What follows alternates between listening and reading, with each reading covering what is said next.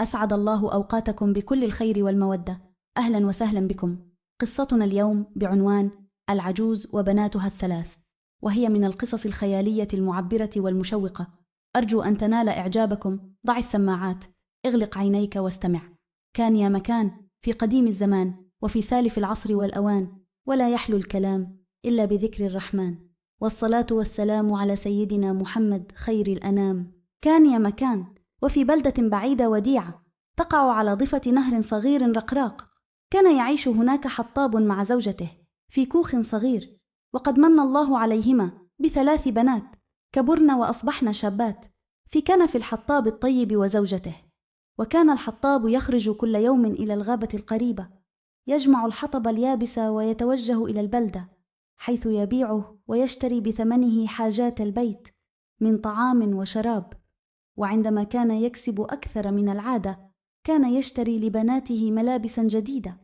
لقد كانت هذه العائلة تعيش على القليل مما يجمعه هذا الحطاب، ولكن الحطاب وزوجته لم يشتكيان يوما، إلا أن فريدة البنت كبرى كانت دائما كثيرة الشكوى من الفقر، وكانت تطلب دائما من أبيها أن يشتري لها ملابس جديدة، لأنها كانت تحب نفسها وتغتر بجمالها، وتجلس أمام مرآتها وتحدث نفسها بأنها أجمل الفتيات، ولابد من يوم ستتزوج فيه من أحد التجار الأثرياء.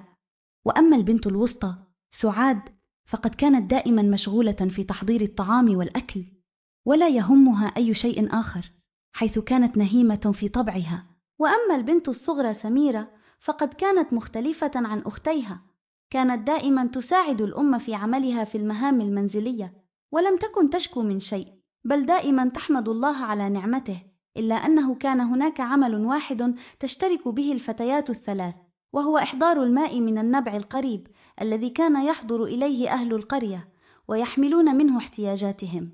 لقد كانت فريدة وسعادة تنتظران للخروج إلى النبع، لأنه من خلال خروجهن تعرض كل واحدة منهن جمالها أمام المارين عند النبع، وتحلمان بزواج من رجلين ثريين. وفي يوم خرج الحطاب إلى عمله في الغابة كالمعتاد، وعندما باشر بالتقاط الحطب اليابس، رأى أمامه أفعى تحاول الصعود إلى عش طائر لتأكل الفراخ، وبسرعة الريح أسرع الحطاب ورمى بفأسه على الأفعى، فأصابت الفأس رأسها وقتلها في الحال. وفي هذه اللحظة عاد الطائر إلى عشه، ورأى ما حدث، وعرف بأن الحطاب أنقذ فراخه. عندما رأى الأفعى ملقاة تحت الشجرة، توجه الطائر إليه وقال له: اتبعني أيها الحطاب الطيب. دهش الحطاب كثيرا من هذا الطائر، إلا أنه تبعه حتى أعماق الغابة، وبعد فترة من الزمن وصل الطائر والحطاب إلى شجيرة كبيرة. عندها قال الطائر للحطاب: هناك كهف خلف الشجيرة هذه، ادخل إلى هناك وستجد هدية لك، جزاؤك على إنقاذ فراخي. وغادر الطائر المكان، وأطل الحطاب من خلف الشجيرة، وبالفعل وجد كهفا صغيرا مظلما جدا، فقطع إحدى الأغصان وأشعلها، ودخل إلى الكهف وهو يقول في نفسه: يا للغرابة، لم أرى الكهف هذا من قبل، مع أني أتواجد في هذه الغابة منذ سنين طويلة. ودخل الحطاب إلى داخل الكهف، وكان خائفا من العتمة والظلام الدامس، وفجأة رأى شيئا يلمع.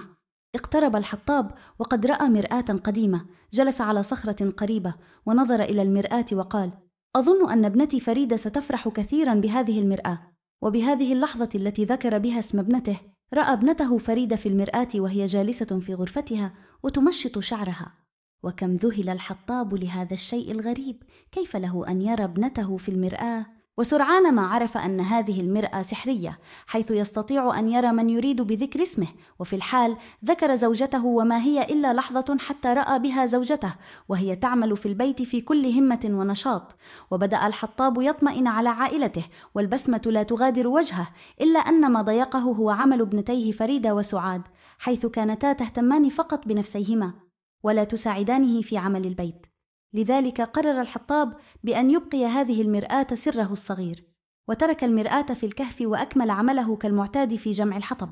وعند المغيب توجه إلى البلدة وباع واشترى ما يريد.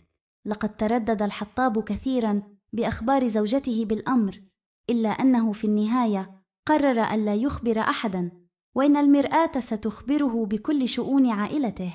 واستمر الحال على ذلك مدة طويلة. يذهب الحطاب إلى الكهف وينظر في المرآة، وعندما يعود إلى البيت كانت البنات يخبرنه أنهن عملن كل الوقت وقد ساعدن الأم، إلا أن الأم كانت تصمت ولا تذكر شيئا، ولكن الحطاب كان يعرف كل شيء، وكان يفاجئ الجميع بحديثه عما فعلنه في ذلك اليوم. لقد كانت الدهشة كبيرة عندما كانت الأم والبنات يسمعن حديث الحطاب، وكيف له أن يعرف كل شيء وهو خارج البيت؟ لابد أن هناك سرا يخفيه عنهن. ومضت الأيام والشهور، وفي يوم مرض هذا الحطاب مرضا شديدا أعجزه وأقعده، وكانت الأم تعتني به ليل نهار، بينما كانت الأختان تتوجهان إلى النبع لإحضار الماء. أما الأخت الصغرى سميرة فقد اختارت أن تساعد العائلة بعمل أبيها في جمع الحطب وبيعه في البلدة، ومع أن العمل كان شاقا جدا إلا أنها لم تتذمر أو تشكو من شيء. وفي ليلة شعر بها الحطاب أنه على وشك الموت، نادى على بناته وزوجته، وأوصى البنات برعاية أمهم وأن لا يتركنها وحيدة. وبعدها طلب الأب من البنات مغادرة الغرفة لأنه يريد أن يتكلم مع زوجته لوحدها. وفي الحال تركت البنات الغرفة، وأخبر الزوج زوجته عن السر الذي كان يحفظه في قلبه، ودلها على مكان المرآة السحرية الموجودة في كهف بأعماق الغابة. دهشت المرأة لسماع حديث زوجها، وظلت شاردة الذهن تفكر بهذا الكلام، وما إن نظرت إلى زوجها مرة ثانية، حتى كان الحطاب الطيب قد سلم روحه إلى خالقها ومات. صرخت الأم بأعلى صوتها وحزنت كثيرا على زوجها، وبدأنا جميعا بالبكاء. لقد فقدنا الحطاب الطيب الذي كان يعيل هذه العائلة. وفي اليوم التالي تم دفن الوالد بمقبرة القرية بمساعدة رجالها الذين أحبوا هذا الحطاب.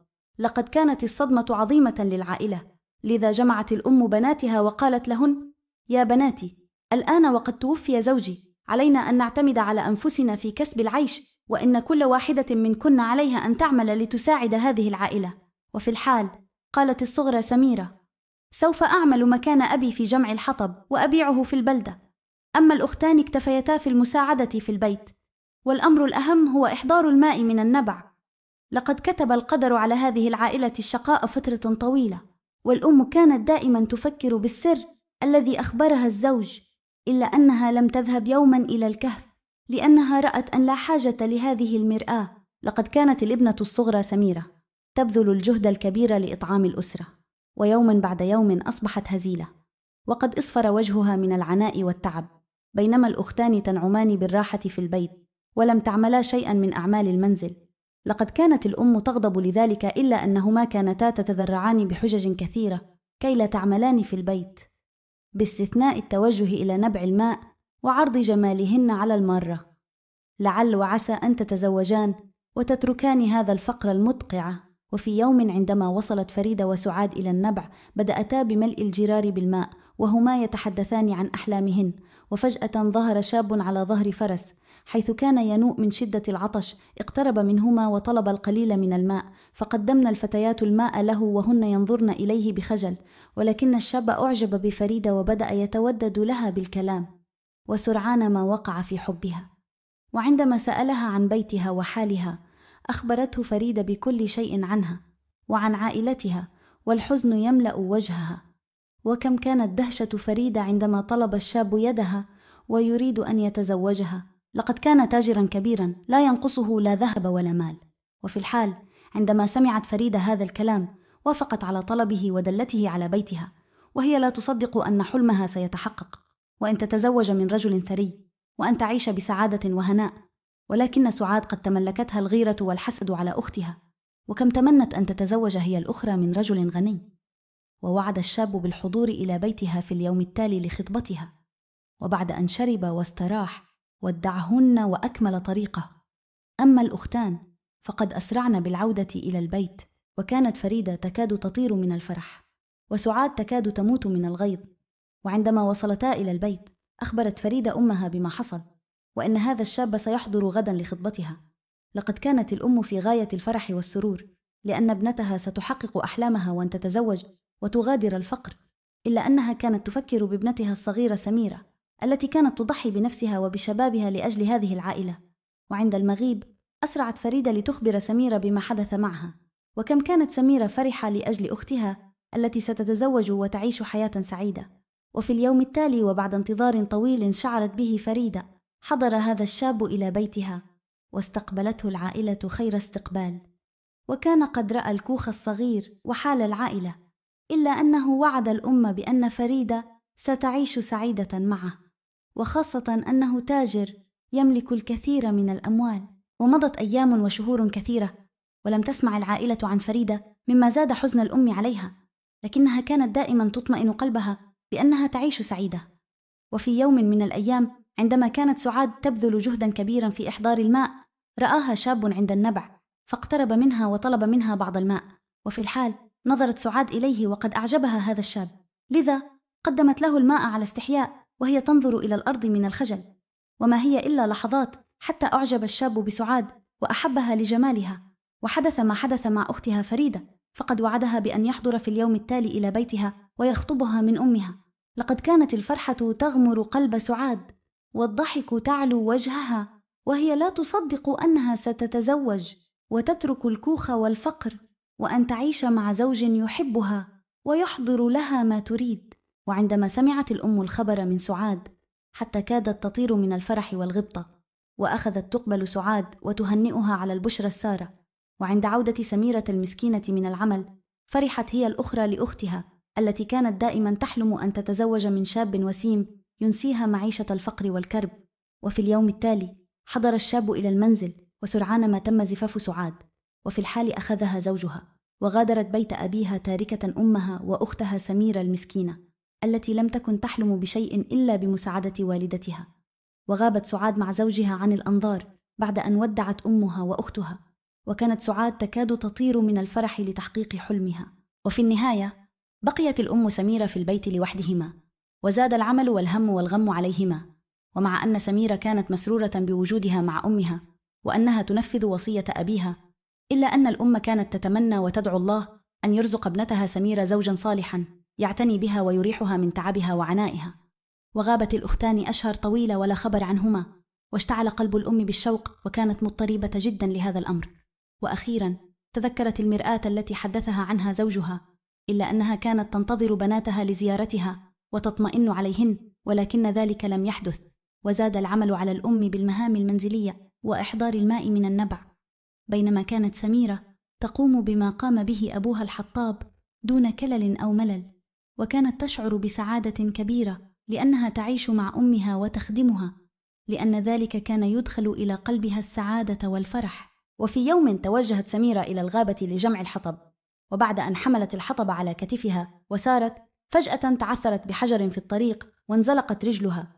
لقد أصيبت إصابة بالغة ولم تستطع أن تتحرك، فبكت من شدة الألم ونادت بأعلى صوتها كي يسمعها أحد ويساعدها. ولحسن حظها سمعها أحد الشباب المارين من هناك، وقد كان يجر حماره المحمل بالقصب والقش، وبسرعة توجه إلى الفتاة سميرة وأنزل الحمل عن الحمار وأركبها وهي تبكي وتصيح، وأخذها إلى بيتها بسرعة.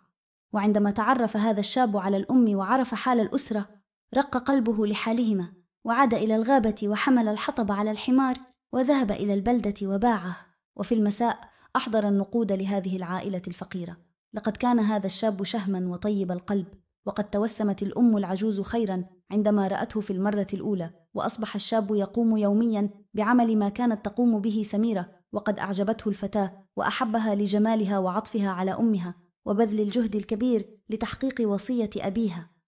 ويوما بعد يوم أصبح هذا الشاب المعيل الوحيد لهذه العائلة، وقد توطدت العلاقة بسميرة المسكينة التي لم تكن قادرة على الحراك لأيام كثيرة، وأخذ على عتقه إحضار الماء وتولي شؤون هذه العائلة. ومر الوقت سريعا، والعائلة تنعم بعطف هذا الشاب، بينما الأختان لم تسمع عنهما الأم لأشهر طويلة.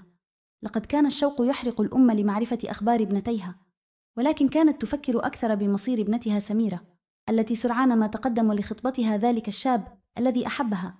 وبعد أيام قليلة على شفاء سميرة، تم الزفاف على سامي الذي كان فقيرا مثلها، ولكنه يملك بين أضلاعه قلبا كبيرا رحيما.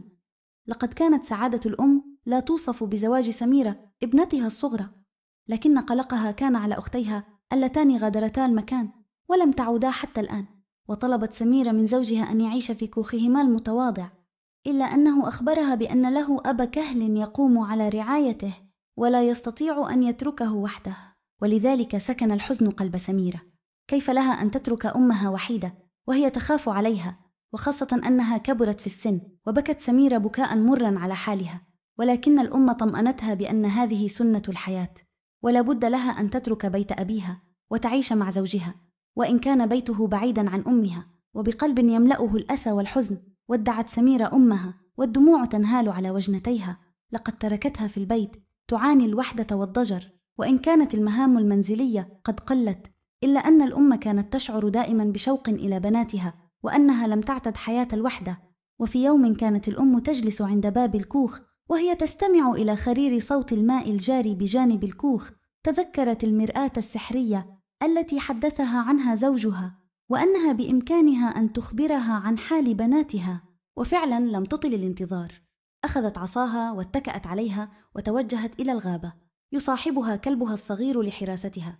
دخلت الأم إلى الغابة وهي ما زالت تتذكر إرشادات الزوج لمكان الكهف الصغير، وبعد مسير ساعات وصلت الأم إلى الشجيرة، وكانت قد أحضرت معها شمعة تبدد بها الظلام الدامس.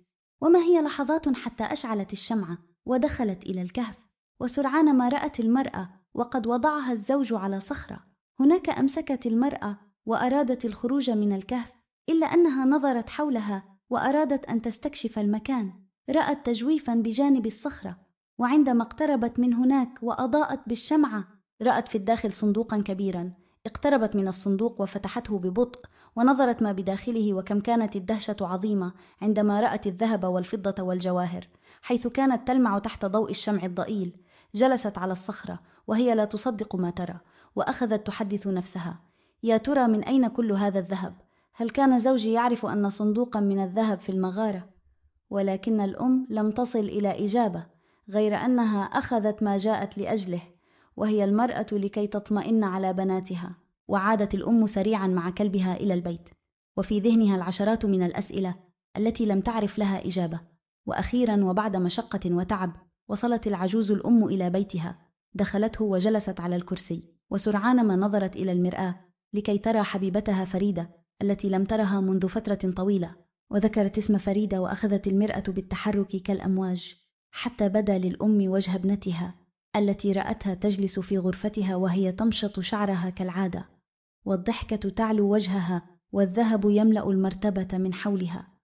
عندها ابتسمت الأم وأدمعت من شدة الفرح لرؤية ابنتها الجميلة. وفي ذلك الوقت التي كانت تشاهد ابنتها دخل عليها زوجها وقال: يا فريدة، أنك تجلسين طوال النهار تمشطين بشعرك وتنظرين إلى مرآتك ولا يهمك شيء في البيت. فقالت فريدة: ماذا تريدني أن أعمل؟ إن الخدم يقومون بكل أمور المنزل ولا حاجة لي بالعمل. وعندما سألها عن أمها حيث قال: ألا تريدين زيارة والدتك؟ ألم تشتاقي إليها؟ عندها قالت فريدة: لماذا دائما تذكرني في فقري وأمي؟ لا أريد العودة إلى بيتي أو رؤية أمي، فأنا هنا مسرورة جدا. وعندما سمعت الأم هذا الكلام صعقت منه وأنزلت المرآة، وقد خارت قوتها لحزنها الشديد لما سمعته من ابنتها فريدة، وأخذت تقول لنفسها أن هذه المرآة تكذب، لا يمكن أن تقول ذلك فريدة. وأخذت المرأة من جديد وذكرت اسم ابنتها سعاد. وفي الحال تموجت المرآة، ورأت الأم بداخلها ابنتها سعاد وهي تلبس أجمل الملابس، ومن حولها الأثاث الفخم. لقد كان بيتها في غاية الفخامة والبهاء، وكان الزوج يحدث سعاد عن الأموال الطائلة التي يكسبها، وإنه لا يملك الوقت للجلوس معها. لذلك كانت سعاد تقضي معظم وقتها وحيدة وتكاد تموت من الملل والضجر.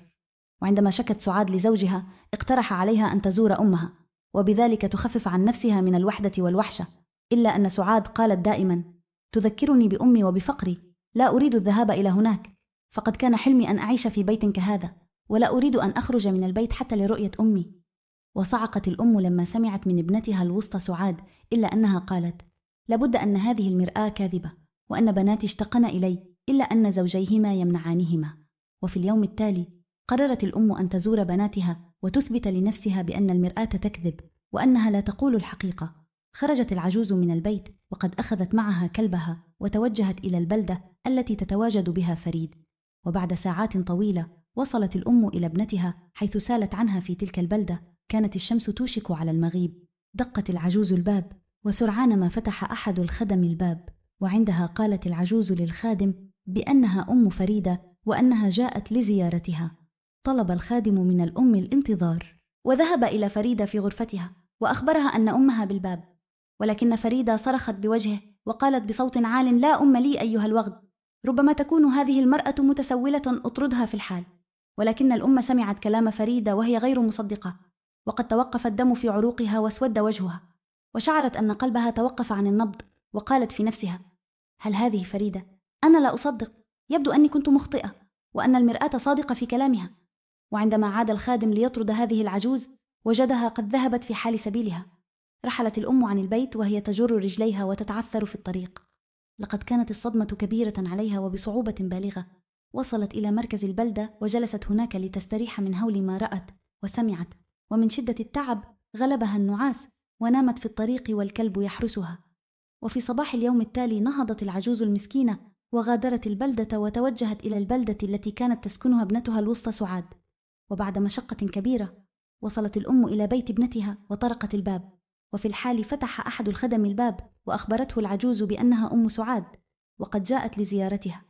طلب منها الخادم الانتظار وتوجه إلى سعاد، وقد أخبرها بأن أمها في الباب. وبسرعة توجهت سعاد إلى الباب ورأت أمها سلمت عليها وعانقتها ودعتها للدخول. وكم كانت العجوز فرحة وسعيدة بابنتها التي استقبلتها، وقالت في نفسها: كنت أعرف أن المرآة كاذبة. ودخلت الأم وهي تبتسم وطلبت سعاد من الخدم إحضار الطعام إلى أمها. وبعد فترة قصيرة نادى الزوج على سعاد، فاعتذرت الابنة من أمها ودخلت إلى زوجها. وما أن دخلت سعاد إلى زوجها حتى أصبح يصيح بأعلى صوته: ما الذي أتى بها إلى هنا؟ نحن لا نصرف عليها الأموال، لقد طلبت منك الذهاب إليها، لا أن تأتي إلى هنا لتعيش معنا. وردت عليه سعاد قائلة: اخفض صوتك يا رجل، لا أعرف ما الذي أتى بها إلى هنا، ولكن سرعان ما تتناول الطعام وتذهب سريعا. لا تقلق يا زوجي العزيز ولا تغضب. وللمرة الثانية تسمع الأم كلاما لم تتخيل في حياتها أن تسمعه. وهنا صدمة أخرى، لقد كانت المرآة السحرية على حق. وفي الحال تسللت الأم خارج البيت عائدة إلى بيتها. لقد كانت تفضل الوحدة والفقر على أن تسمع هذا الكلام من ابنتيها. لقد كانت الظلمة صاحبها والحزن والأسى يرفرف حولها، وكانت تشعر بأن الموت يلاحقها. لقد أحزنها كثيرا ما رأت وسمعت، ولكن ما باليد حيلة. استمرت بالمسير لساعات وساعات حتى وصلت أخيرا إلى البيت. لقد كانت مرهقة تماما من شدة التفكير والحزن. لقد شعرت للمرة الأولى بحياتها بالضعف الشديد، وأنها لا تقوى على عمل أي شيء. وسرعان ما غطت في نوم عميق، حيث أخذت الكوابيس والأحلام المزعجة تلاحقها في النوم واليقظة. وفي صباح اليوم التالي فكرت الأم بما حدث معها، وأرادت أن تطمئن على ابنتها الصغرى سميرة، ولكنها كانت خائفة جدا أن تنظر في المرآة كي لا تنصدم من ابنتها الصغرى كما صدمت من أختها. ولكنها تمالكت شجاعتها وأمسكت المرأة وذكرت اسم سميرة. وسرعان ما رأت سميرة بجانب زوجها في كوخ بسيط، وأخذت تنظر إلى ابنتها التي كانت مشتاقة إليها كثيرا. وعندها سمعت ابنتها تقول لزوجها: يا زوجي العزيز، لقد اشتقت لامي، وكم أود أن أراها وأزورها، لكن الزوج ذكرها بحال أبيه وكم يعاني من المرض، وإنه لا يستطيع أن يتركه في هذه الحالة، ووعدها بأن يأخذها إلى أمها عندما يطمئن على والده. وعندما سمعت الأم هذا الكلام بكت من الفرح والسعادة وقالت: يا ابنتي الصغرى سميرة، يا نور عيني أنك تستحقين كل الذهب والجواهر، فأنت الحنونة الطيبة التي لا تتغير. وفي الحال أنزلت العجوز المرأة وقد سرها ما سمعت، وقد قررت الذهاب إلى ابنتها بنفسها. وفي اليوم التالي ومنذ الصباح أمسكت العجوز بعصاها واصطحبت كلبها وتوجهت إلى بيت ابنتها سميرة. وبعد عدة ساعات وصلت الأم إلى ابنتها. دقت الباب وفتحت سميرة الباب، وما أن رأت أمها حتى أجهشت في البكاء، وحضنت أمها بشدة وهي تقبل يديها ورأسها. لقد كانت سميرة في قمة السعادة، والأم لا تصدق أنها أخيرا رأت ابنتها الحبيبة. وما أن دخلت إلى البيت حتى جاء زوجها سامي وقبل يدي أم رغد وسلم عليها بحرارة. ودخلت الأم إلى الكوخ القديم الذي كان حقيرا جدا، إلا أن المحبة التي كانت تنتشر فيه لم تجدها في بيت ابنتيها. جلست الأم مع ابنتها وكان اللقاء حاراً، وبدأت سميرة بالاعتذار من أمها لعدم زيارتها، لكن الأم قاطعتها بأنها تعرف السبب، وذلك لمرض عمها وعدم القدرة على تركه. لكن سميرة استغربت كثيراً لما سمعت، وعندما سألت أمها عن كيفية معرفة السبب ضحكت الأم وقالت: لقد شعرت بذلك يا ابنتي، لا تقلقي فأنا بخير والحمد لله، وأردت فقط أن أطمئن عليك. وبعد لقاء عدة ساعات طلبت الأم المغادرة، وقد اطمئن قلبها على ابنتها سميرة. ودعت ابنتها وزوجها وغادرت المكان، ولكن هذه المرة شعرت بقوة في جسدها لم تشعر بها من قبل، وشعرت بالفرحة وكأنها تريد أن تطير بالهواء. فلا شيء يعادل محبة الأم لابنتها، واستمرت في المسير والابتسامة تعلو محياها حتى وصلت البيت. وهناك قررت بداخلها بأن كل الأموال والذهب سيكون من نصيب سميرة، فهي الابنة الصالحة.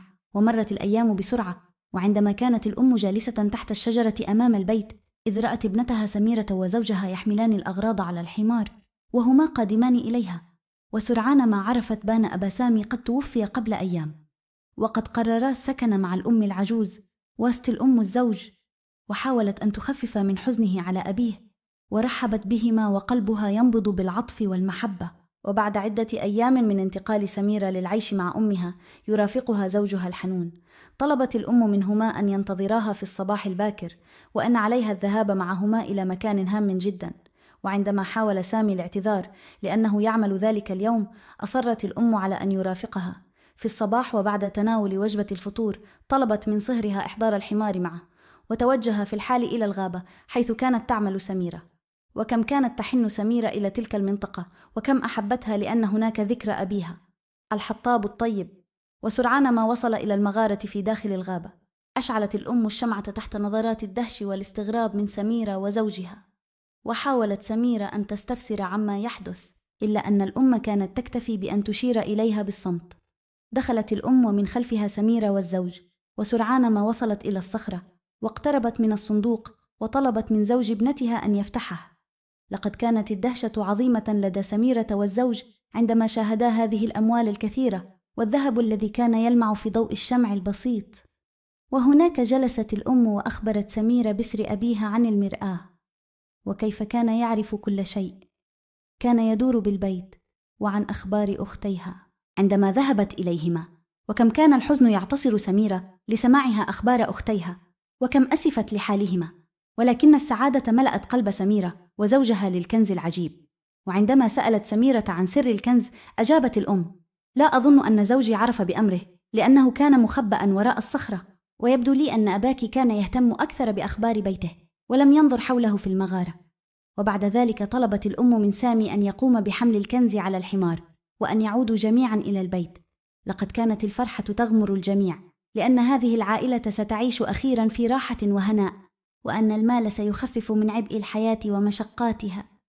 إلا أن قلب الأم كان يتألم لحال ابنتيها فريدة الأنانية وسعاد الطماعة. وبعد أن عاد الجميع إلى البيت باع سامي القليل من الذهب، حيث شيد قصرا مكان الكوخ، وأخذ يعمل بالتجارة بعد أن كان يعمل حمالا للبضائع. وشيئا فشيئا تغير حال العائلة، وأصبحت الأم تعيش في كنف ابنتها التي أحبتها بكل حب، وقامت على خدمتها ليل نهار، مع أن البيت كان يمتلئ بالخدم والعاملات. وأصبح سامي من كبار التجار، وقد أحبه أصحاب السوق والزبائن لطيبة قلبه وسخائه في العطايا لكل من كان يحتاج إلى معونة، وكان يتصدق على الفقراء والمساكين.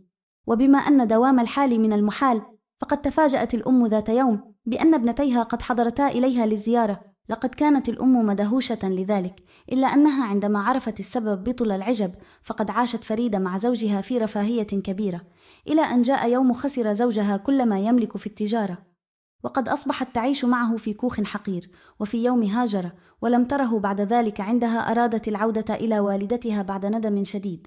وأما سعاد فقد هجم اللصوص على بيتها وسرقوا كل ما كان يملك زوجها من أموال، وذهب وفقد كل ما كان يملك. وعندما أدرك مصيره أصبح يجول في الطرقات يصرخ لحاله، وقد أصابه الجنون. وقد ندمت سعاد هي الأخرى على ما قامت به مع أمها. وعندما وصلا إلى البيت لم يعرفاه وبحثا عنه طويلا، إلا أن الجيران أخبروهما عن الثراء الذي هبط على تلك العائلة فجأة، ومكان الكوخ المتواضع أصبح قصر عظيم يملأه الخدم والحشم. وما أن دخلت فريدة وسعاد وعند مشاهدتهما لأمهما حتى خرتا على الأرض تبكيان وتقبلان يديها ورجليها وتطلبان منها السماح، ولكن قلب الأم لا يعرف الكره والسوء. وبكت الأم وهي تحضن ابنتيها وقد سامحتهما على فعلتهما ووعدتهما بالخير الكثير.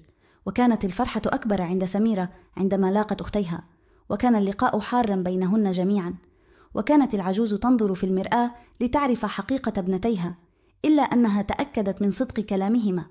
وبعد ذلك عاشت الأخوات الثلاث مع أمهما العجوز في محبة ووئام، حيث كان يرعاهم جميعا الزوج الطيب سامي. انتهت الحكاية،